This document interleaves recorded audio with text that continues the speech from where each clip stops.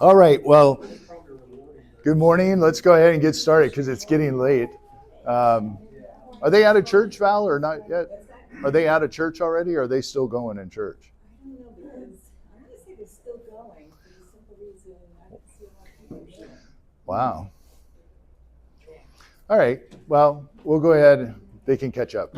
They can watch the video online if they get behind. So I'm glad to see everybody and welcome. Just a quick reminder, we're not going to have class next week because it's Thanksgiving. So I hope you all have a great Thanksgiving and enjoy safe travels if you're traveling. We're going to have a bazillion people at our house. So it should be fun. Okay, so this week I wanted to try to wrap up all of the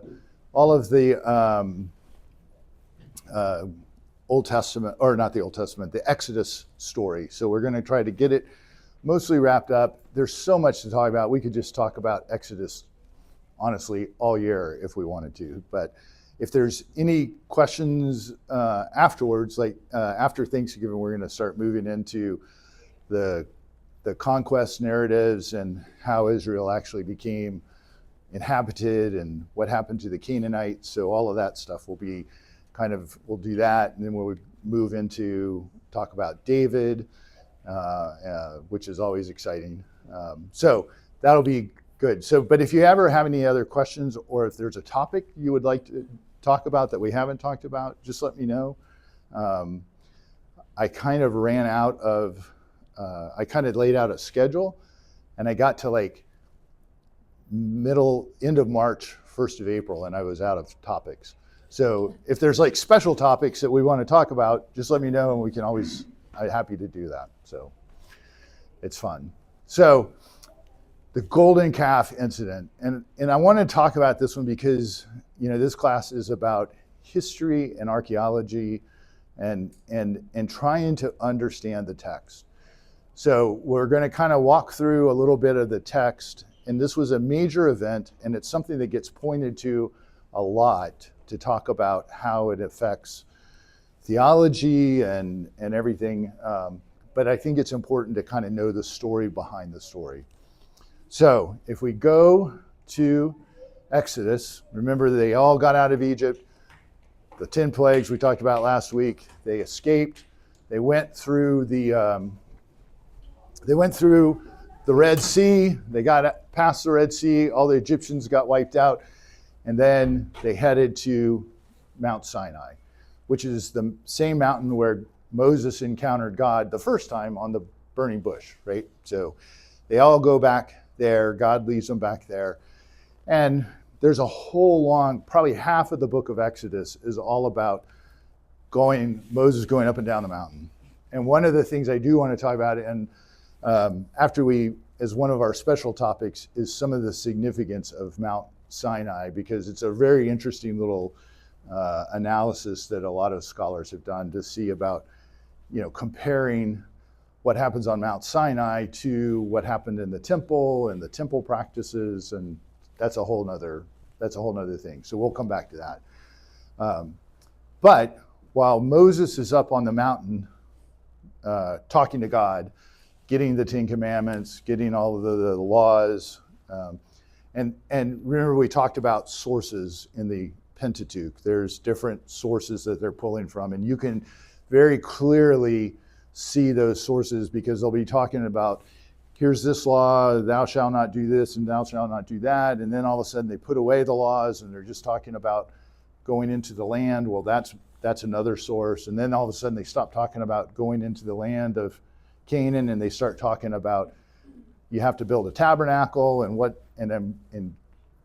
God goes into exhaustive detail about what this tabernacle needs to look at, chapter after chapter after chapter.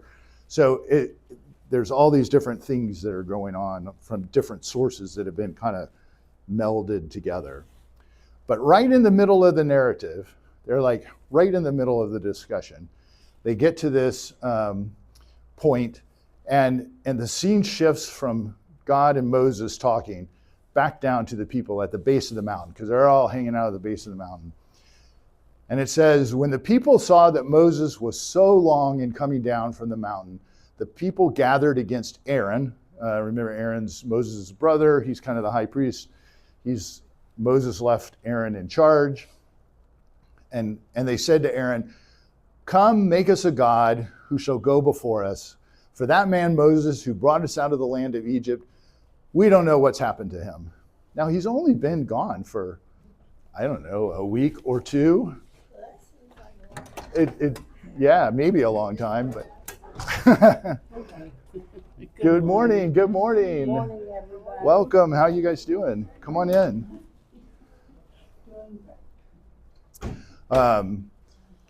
So it seems like, well, they're kind of impatient, but whatever. And so Aaron says to them, without much hesitation, okay, take off all the gold rings that are on the ears of your wives, your sons, and your daughters, and bring them to me. And all the people took off the gold rings that were in their ears and brought them to Aaron. And this he took from them, and he cast in a mold and made it into a molten calf. And this is actually not a bad guesstimate as to what it might have looked like. It might be even a little too big because maybe, but calves and cows were considered fertility, symbols of fertility in the ancient world. So it's like, hey, we want to have a fertility. We want to make sure we're fertile. We want to make sure we have food to eat and taken care of. So it doesn't seem unusual in a polytheistic world to want to do this. And I think, and so then after they cast it in there, the calf comes out and all the people exclaim, "This is your God, O Israel, who brought you out of the land of Egypt." And when Aaron saw this, he built an altar before the calf, and Aaron announced, "Tomorrow shall be a festival of the Lord." So I always heard this story, and the people of Israel have abandoned God, and they went to make a new God and worship the God. But that isn't really what's going on here. What they're doing is they're still worshiping Yahweh. They just need a divine image, because divine images were viewed to be the place where the gods in the ancient world resided. The gods weren't. We think of God as kind of omnipresent, everywhere, all around us. We talk about in Christianity the Spirit of God flowing through all of us. And when we just had a discussion earlier this week. When you go to Eucharist, one of the Anglican theology is that when you go to Eucharist and you stand there at the rail, the Spirit of God is flowing through all of us, through the elements, through the people, connecting us to God, connecting us to each other, connecting us to all of the saints who come before us. So it's kind of a very inclusive thing. That was not how the ancient people saw it. The ancient peoples saw God as needing some place to live, including the Israelites. Temple, somewhere to live. And having these, and having an image like this is not a surprising thing when you think about how everything else is going. Now, we know, because we were listening to the discussion, if we're reading the Bible, we were reading the discussion between God and Moses, and like one chapter before, God says, "No other gods before me," right? So clearly, this is in a direct contradiction to that commandment, but the people don't know that. They haven't heard those commandments yet. So you kind of get to the question of whether did they really do anything wrong. I would say though, when Moses came down though, then God opened up the earthquake, right, and took all these people. Right. Yep. So God's up there talking to Moses, and then I didn't include all of the text in here, but God basically says, hey, do you know what those people are doing down there? and Moses is like, no. And he's like, you better get down there because they are off the chain. So Moses comes down, and as he came near the camp and saw the calf and the dancing, he became enraged, and he hurled the tablets, the Ten Commandments, from his hand and shattered them at the foot of the mountain. And he took the calf that they had made and burned it, and he ground it into a powder, and he strewed it upon the water, and he made all the Israelites drink it. So it's like, I destroyed it, and you think this is good. It's kind of equivalent, like if you catch your kids at a young age smoking, and you're like, okay, your punishment is you have to smoke the whole pack of cigarettes. And then they get really sick, and then I think it's kind of a similar type thing. You want this God? I'm going to give you this God. Everybody's going to drink it.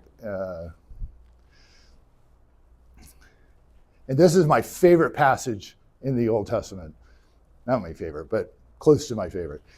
Moses said to Aaron, what did this people do to you that you have brought such a great sin upon them? It's like, I left you in charge and you're responsible. And Aaron says, let not my Lord be enraged. You know that this people is bent on evil. So he throws all of his people under the bus. And he says, and they said to me, make us a God to lead us, for that man Moses who brought us out of the land of Egypt, we don't know what's happened to him. So I said to them, whoever has gold, take it off. And they gave it to me, and I hurled it into the fire, and out came this calf. The greatest pass the buck story of all time. And there's so many, how many of you have encountered leaders that you've worked with at work or wherever who take the same tact? You know, they're all on board until they get in trouble, and then they throw all their people under the bus. And, I didn't do anything. They gave me the gold, I threw it in there, and it just popped out. I don't know what happened. So clearly Moses is upset. I can't remember what I put in the slides. Now I'm going to look. Okay, so clearly Moses is upset. As David said earlier, God comes down and punishes, gets enraged at the people, and basically is so angry he's going to destroy all of Israel. And Moses has to talk God down off the ledge. He's like, no, wait. And one of the best arguments he uses is, what would all the people think if you destroyed them? They'll say, this is the God who took these people out of Egypt, and then you just destroy them yourselves in the wilderness. You'll get a really bad reputation. You don't want to do that. And so God says, okay, fine, but somebody has to pay for this. Moses pulls all the Levites together, sends them out through the Israelites, and they just like randomly kill people, stab them until like over 3,000 people had died. And then God said, okay, my righteousness has been upheld, or I'm okay. Justice has been served. So it's God comes across very, very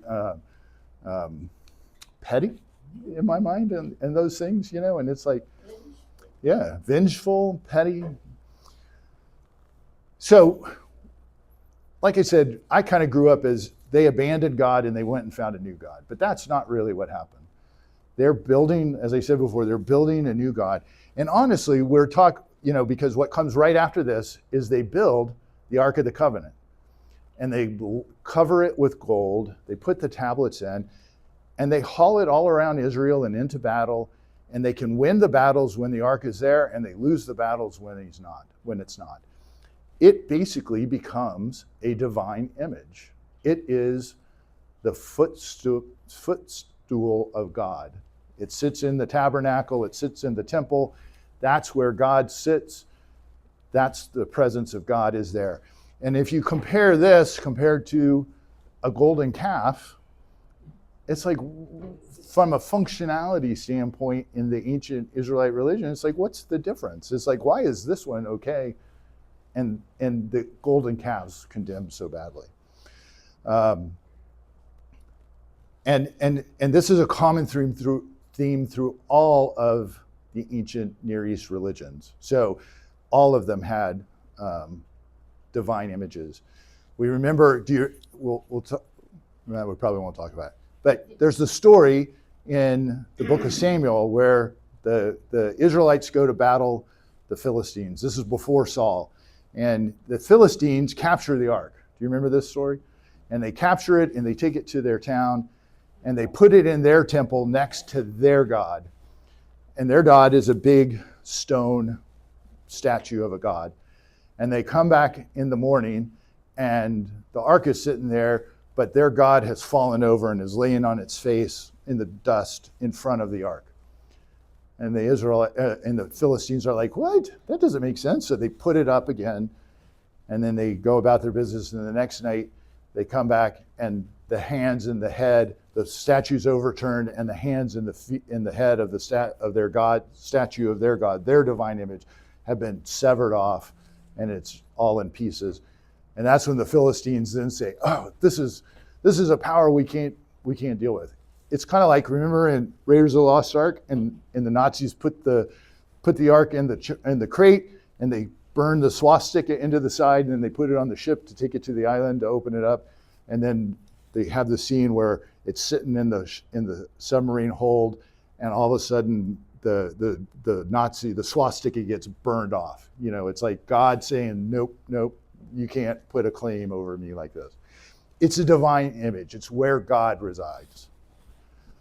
Yes. If the covenant got squished into dust when it come down from the mountain, Yes. what's in the ark now? He goes back up and gets us another copy from God. That's what happens. Version 2. Yeah. Hopefully God saved it.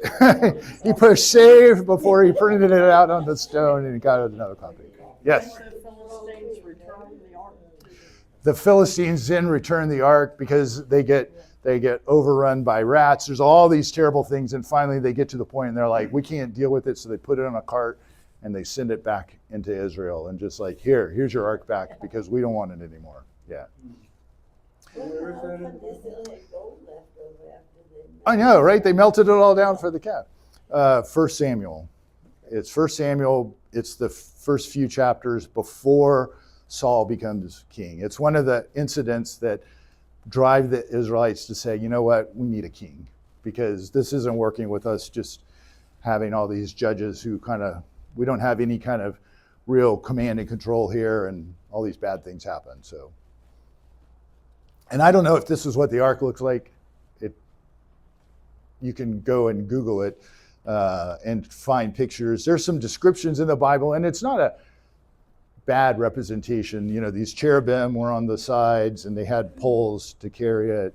So it probably looks, from the descriptions in the Bible, something like this. It looks like it's on the internet, so it's got to be true. It's got to be true. That's right. But it's never been found, has it? It has not.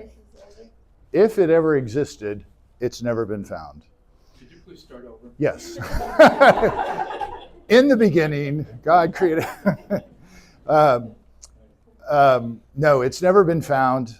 The only thing that we know of it is from the Bible. It got brought to Jerusalem.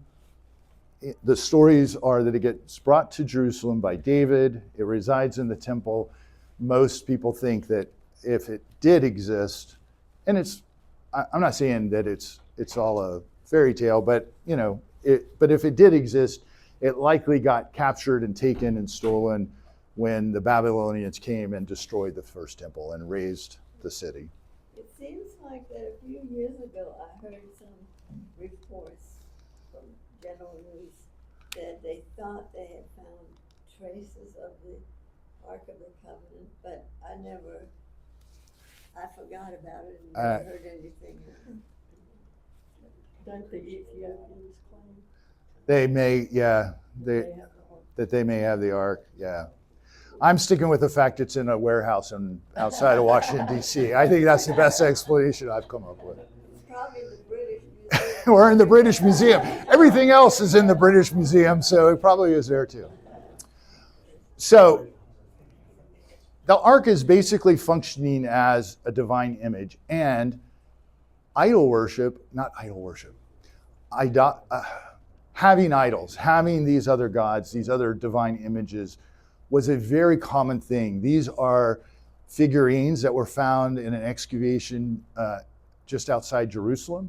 They date to the monarchic period, 600, 700 BCE. And people had these in their house. These are like, they fit in the palm of your hand, and they have little shrines in their house. They have little gods. You see the women with the big boobs. I mean, it was a very fertility-driven kind of thing. You wanted your gods to have, to be, the whole purpose of the gods was to help make your society fertile and prosperous. This was very common throughout the ancient Near East. It appears to be very common in the Bible. You read about it all the time in the Bible. Half the time in the Bible, it's condemned, like the golden calf incidents. The other times, it's kind of like, no big deal. One of the no big deals is the story of Jacob and Rachel. So we're going to step back just for a moment, and I'll tell you this quick story. It's really interesting. So you remember the story of Jacob, and he has to flee from his brother Esau because he stole the covenant, and he stole the blessing from Esau. And so he goes to his uncle Laban, and there he meets Rachel by the well, and she's gorgeous, and he falls in love with her. And his uncle says, well, yeah, you work for me for 7 years, and you can marry Rachel. And then on the wedding night, apparently Jacob started celebrating too early because he didn't realize that his uncle had swapped out his wife, and it was not Rachel, but it was her sister Leah, and he got married to Leah. And then he had to work another 7 years for Laban so that he could marry Rachel. And so there's all this back and forth of Jacob and his uncle. Finally, Jacob gets to the point, and he's like, I'm leaving. I'm going back home. Forget about this.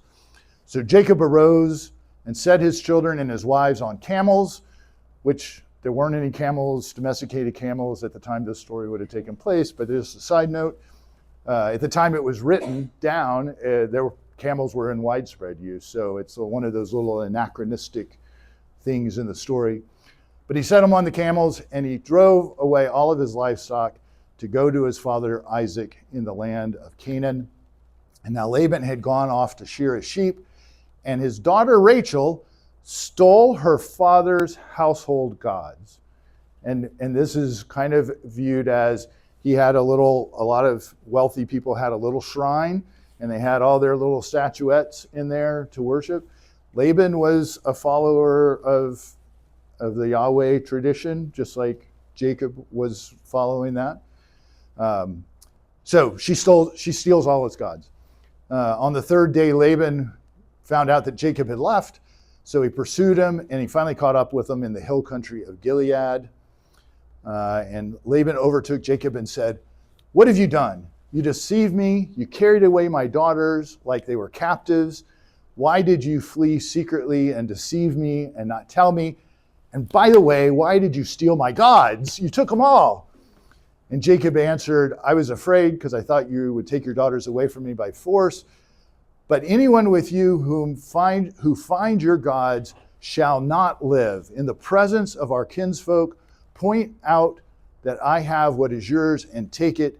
Now, Jacob didn't realize that his wife Rachel, his beloved wife Rachel, because he had multiple wives, was the one who took the gods.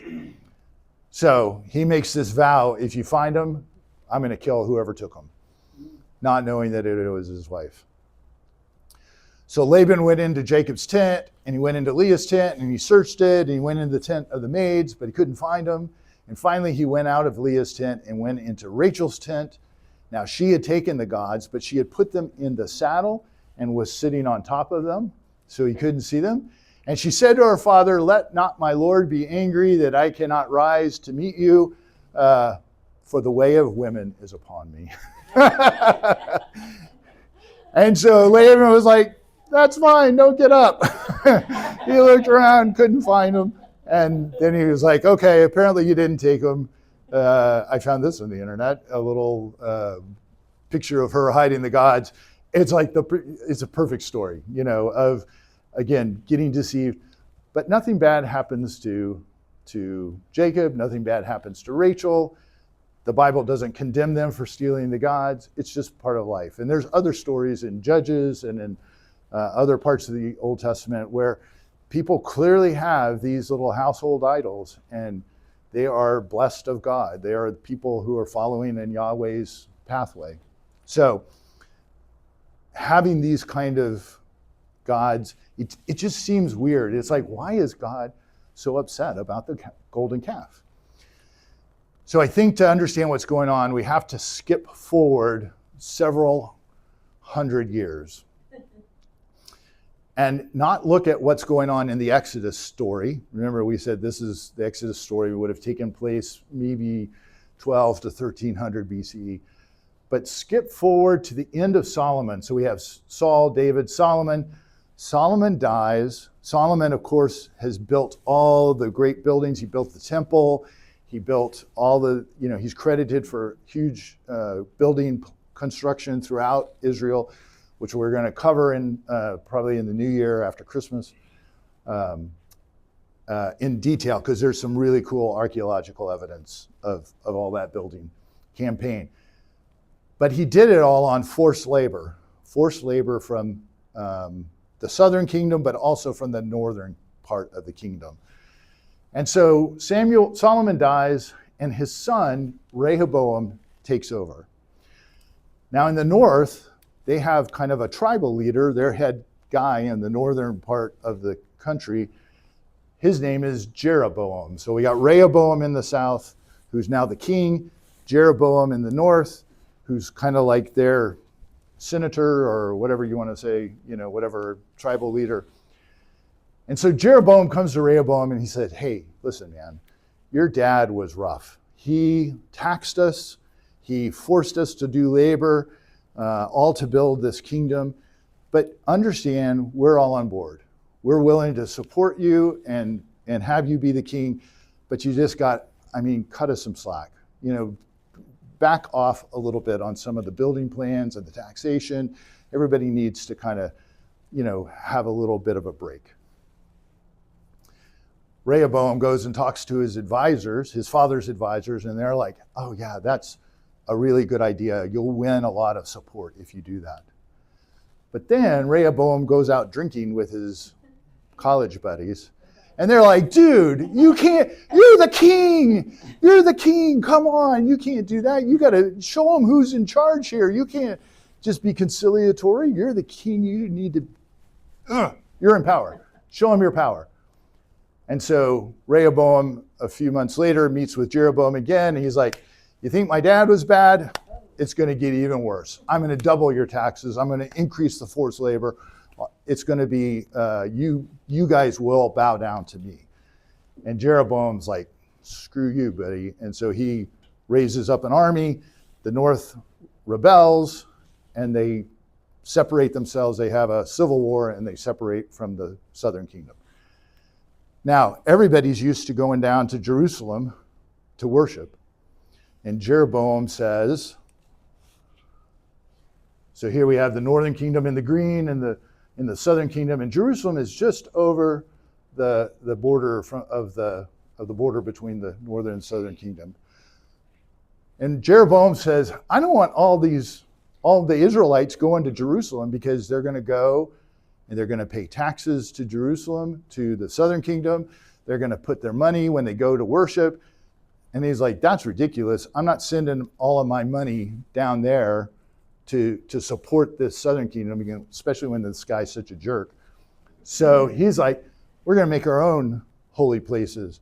And so he picks out two places, Bethel in the south and Dan up in the north.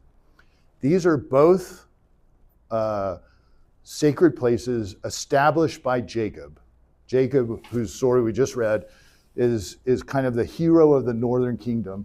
And both of these places are where he had an encounter with God. Jacob had an encounter with God. So he had set up an altar, consecrated the place.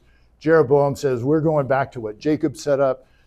And he builds, wait for it, 2 golden calves.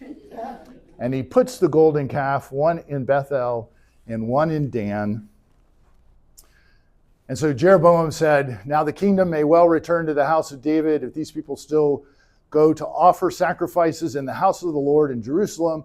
The heart of these people will turn back to their master Rehoboam. They will kill me, and they will go back to King Rehoboam. So the king took counsel and made 2 golden calves, one in Bethel, one in Dan. And he said to the people, you have been going up to Jerusalem long enough. This is your God, O Israel, who brought you up from the land of Egypt. That's like, wow, that's not even just rings familiar. Those are the exact words that Aaron says in the Exodus. This proved, First Kings goes on and says, this proved to be a cause of guilt, for the people went to worship the calf at Bethel and the one at Dan. He also made cult places and appointed priests from the ranks of the people who were not of Levite descent. So basically, the writers of the Old Testament, who are from the southern kingdom, who believe that the priests have to be from the Levites, they believe the worship has to take place in the temple because the winners write the history, are saying this was a terrible thing to do because you were not worshiping God properly. And they account this as to why eventually the northern kingdom gets destroyed by the Assyrians is because they rejected, quote unquote, rejected God early on and worshiped Yahweh incorrectly. They're still worshiping Yahweh. They're not changing their God. They're not saying we're going to go have this other God that we like better. They are worshiping the same God they're worshiping in the south. They're just worshiping in a different way. That sounds kind of familiar to today too. You hear a lot of people complaining about the way we worship God and or we're doing it the right way or not. So I think what's happening here is the story in the Exodus is not so much about what's happening to the Israelites during the Exodus story. It's kind of like this interjection in the middle of the story. It breaks up the whole flow of the story. It's a reminder to the people to say, what happened in the northern kingdom was bad. And they put this event into the Exodus story to say, look, even at the founding, even at the beginning, because at the end of the day, the Exodus story is just basically the founding story of Israel. This was a problem all the way back to the beginning. And then Jeroboam did the same thing. But in reality, what my personal opinion is that Jeroboam set up this political religious system that the South found so upsetting, both religiously, theologically, and politically, and they wrote in the story to condemn it, not just in the history of the kings, but back in the founding tale of the Exodus. Say that again, please. That the South, who ended up writing most of the Bible and was the nation that survived, found this worship so upsetting, both politically, because there's a political toll to this, and theologically, that they condemned it not just during the history of their kings, but they wrote it into their founding narrative and condemned it there too. So that you would have, because the verbiage, and most scholars say that this is their interpretation primarily because the verbiage is exactly the same. How far is it from the very north of the northern kingdom Yep. down to Jerusalem? Yep. I calculated this one time, and I want to say it's about 100 miles. So it's not, in a car, it's not too, you can do 50, it's about 100. But if you're walking it, and it's through hilly thing, it's a week, it's 2 weeks of travel down. Jerusalem is in the mountains, so and you go up, everybody goes up to Jerusalem because it's sitting up on the top of a hill. So not only do you have to make this trek, but then you also have to deal with the land or with the terrain, going up. Nazareth is right there by the Sea of Galilee. Yeah. So Jesus, back to Jesus, we're up here, and he spends most of his ministry around the Sea of Galilee, living up here in the north, and then eventually comes down to Jerusalem. In the Synoptic Gospels at the end of his ministry, and John, he goes back and forth several times. So, does that make sense? You guys agree, disagree? And it lines right up with the Babylonian captivity. Yes. Yeah. Because they tell the story you just did. Yep. Yep. Again, like I said last week, we're talking about probabilities here. We're not talking about yes and no's. We're talking about this is a way you could do it. What's the probability of these things occurring? Most scholars say it's far more likely that it was that the golden calf story was a reflection looking back on what had happened in the north, as opposed to it happening south. Because if it was actually the story of what had actually happened, it's like, why didn't they remember that? We built a golden calf down at Sinai and it didn't go well. We probably shouldn't do that anymore. So,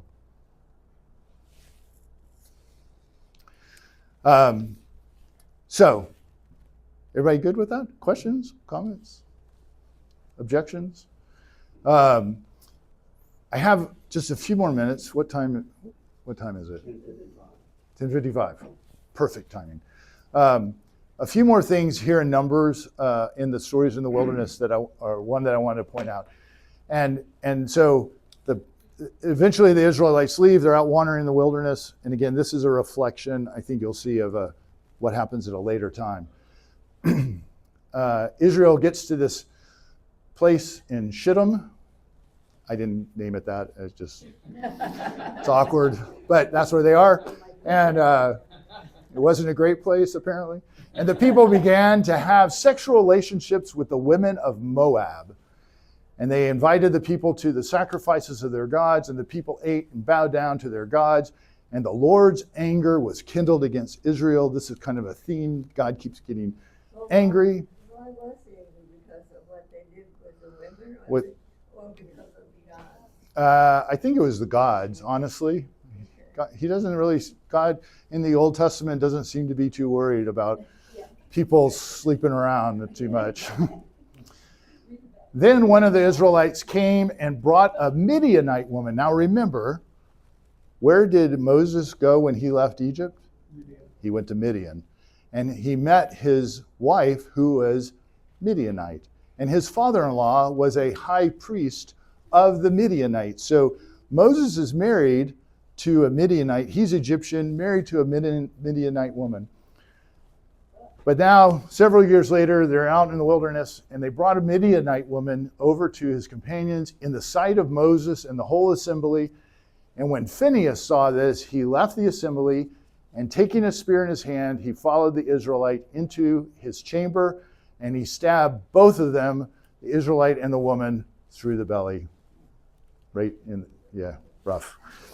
And the plague, because of this abomination of sleeping with the Moab women and the Midianites, God had sent a plague. The plague against the Israelites was checked. And God spoke to Moses and said, Phinehas, he's my guy. Phinehas has turned back my wrath from the Israelites by displaying among them his passion for me, so that I did not wipe out the Israelite people in my passion. Therefore, I grant him my pact of friendship. It shall be for him and his descendants a pact and a priesthood and blah, blah, blah. And I'm sure Moses is like, my wife's married. She's a Midianite, FYI. I don't know what Moses thought of this. And then the Lord spoke to Moses and said, assail the Midianites and defeat them, for they assailed you by the trickery they practiced against you because of this affair. In the affair of the kinswoman Koa. There's some other stories that are going on here. But basically, go to war with the Midianites and wipe them out. And it's like, why are we all upset about Midianites? Because God didn't seem too worried about the Midianites back when he came to Moses in the burning bush. Again, was something to say? So, again, I think this is, once again, we have to skip forward in history and think about something that happened early on. The Babylonian exile, the Babylonians are in charge, and then the Persians come and overthrow the Babylonians. And the Persians say, hey man, you guys can all go back to Israel and build your temple and worship the way you want. That's how Persians roll. We're good with that. So the Israelites all go back to Egypt. We're going to talk about Cyrus quite a bit a little later because it's a major chunk of history and really affected overall theology, especially New Testament theology. And so they rebuild the temple, and then Ezra and Nehemiah show up, and they're there to rebuild Jerusalem.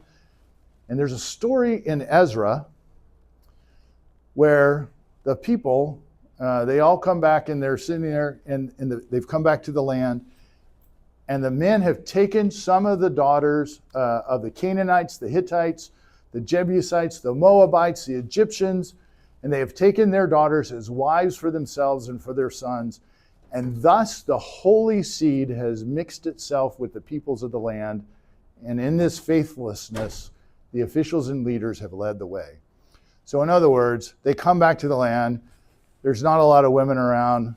We need to have families. They start marrying the local people who have stayed there, the native peoples. And this gets, Ezra sees this and says, this is terrible. And he stands up in front of the Israelites and says, there's only one way to fix this. Now make confession to the Lord, your Lord, the God of your ancestors, and do his will. Separate yourselves from the peoples of the land and from your foreign wives. And they basically take all of these women and children who had married Israelites, and they split them all up and they send them out of the country, out of the new reestablished Israel. I think this is another, again, in the Old Testament, in the Pentateuch, in the Exodus story, another reflection of a later date, something that happened, in order to maybe help justify what they were doing in a more recent time. Because this is the time, this exilic and post-exilic period, where all the finishing touches were being put onto the Pentateuch. And they were taking the old stories and molding them into a single narrative, but they were also making some additions. And this is, I think, another reflection of an addition. So what I think, why is this important? Why is this important? It's because if you just read the story as it's laid out and you don't understand the background, you can come to some really not good understandings of who God is. You can get some bad theology. God is very petty. God is very vindictive. God changes his mind and goes and does all these terrible things. And as my Hebrew Bible professor, yes? As my Hebrew Bible professor said, I'm not telling you that God actually said these things. I'm telling you that the Israelites said that this is what God told them. What's the significance of the heavy rain? In the story in Ezra, they had to go stand out in the rain for like 3 days while Ezra read them the riot act. And so it's kind of the illusion, it's in the text. What it kind of seems to suggest is he made them all stand out in a time when it was cold and rainy, and they had to all stand outside and go through and do all the senses, and it's just kind of a way to help. It could be just that a background, but I kind of see it as if you want somebody to make a decision. When we're in meetings, and we've been in meetings, and everybody's got to go to the bathroom, and it's almost lunchtime, a lot of decisions all of a sudden start getting made in those meetings because everybody's uncomfortable and is ready to go have lunch. So it can help expedite, if you're the leader, the decision that you would like to have made. That's my interpretation. All right, and then one last thing before we leave, and so after all this bad stuff, and unfortunately after Thanksgiving, there's more bad stuff that we have to study. But there is some good stuff. There is a blessing, and this is an archaeological class. I wanted to talk briefly about the Katif Hinman amulets, or the scrolls. And they found these in 1979 in Jerusalem, and they're little silver, you can see here they've been unwound, but little silver amulet scrolls that were rolled up into a little tiny, and they think that, you know how Jewish people have the little thing on their door of their house, and they put like a little blessing, write a blessing on it, and they slide it in, and when they come into their house, they touch it, and it provides a blessing for their household. They think it was a similar thing where you had, they would have this blessing, and they would wear it on a necklace, maybe around their neck. So they date to 600 BCE, so right in the middle of the monarchic period. And so they started doing some laser scanning and, you know, all this different analysis, because the scrolls were initially rolled up, and they realized there was writing on the scrolls. And so they very carefully unrolled them and read what they said. And what it was is a text. It's the earliest biblical text written down that we have. There's no text. Every other text, the next oldest text we have are the Dead Sea Scrolls, which are about 400 years later. And you don't have, so this is the earliest known text from the Hebrew Bible. And it's from the book of Numbers, right in the middle of the Exodus. And it's one that you guys probably know well, and it's very fitting for us as we get ready to leave on Thanksgiving. The Lord bless you and keep you. The Lord make his face shine upon you and be gracious to you. The Lord lift up his countenance upon you and give you peace. And this is known as the priestly prayer. It comes from the priestly source, recorded in the book of Exodus, the oldest known text that survives of the Hebrew Bible, which I think is pretty cool. I think that's it. That's it. So thank you guys so much. Have a great Thanksgiving. And then we'll be back the week after Thanksgiving for more death and destruction. And thank you guys. Bye-bye.